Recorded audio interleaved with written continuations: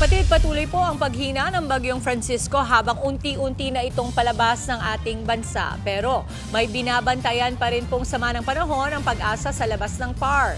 Yan at iba pang update ihahatid po sa atin ng ating resident meteorologist, ang ating weather, Tito Alvin Pura, na laging may panahon para sa iyo. Tito Alvin?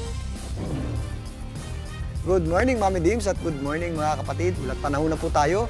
Tama ka dyan, Mami Dims, tuluyan pa humihina itong Bagyong Francisco habang unti-unting lumalayo na sa ating mga landmass o kalupaan. Ito po ay nasa severe tropical storm category na lamang ng pag-asa na may taglay na lakas na hangin na nasa 100 kilometers per hour. Malapit sa kanyang gitna at minsan may mga pagbugsong umabot sa 125 kilometers per hour.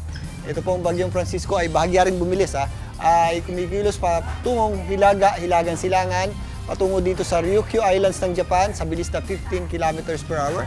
Ito po ay huling namata ng pag-asa sa layong 415 kilometers northeast ng Itbet, Batanes.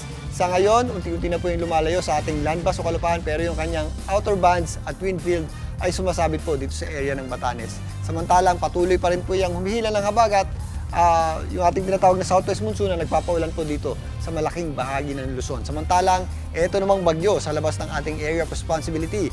Ang bagyong may international name na Higos ay unti-unti na rin po lumalapit sa ating boundary line. Yan po ay huling namata ng pag-asa sa layong 1,750 kilometers east ng Central Luzon at nasa tropical storm category na may taglay na lakas na hangin na nasa 75 kilometers per hour. Malapit sa kanyang gitna at minsan may mga pagbugsong umabot sa 90 kilometers per hour. Ito naman po ay patuloy na kumikilos sa bilis na 20 kilometers per hour, Kanluran, Hilagang Kanluran. Ito pong Bagyong Francisco ay maaari pong makalabas ng ating area of responsibility ngayong hapon hanggang gabi. Pero maaari pong sumunod dyan, itong Bagyong Higos, maaari po yung pumasok ngayong araw na rin ito, mamayang hapon din hanggang gabi, at yan po ay tatawagin nating Bagyong Gardo once makapasok na sa loob ng ating area of responsibility.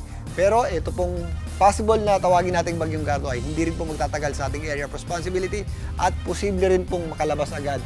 Maaring bukas ng umaga, yan po ay nasa labas na ng ating area of responsibility. Susunod lamang po yan dito sa area na tutunguin itong dating Bagyong Francisco o yung ating Bagyong Francisco.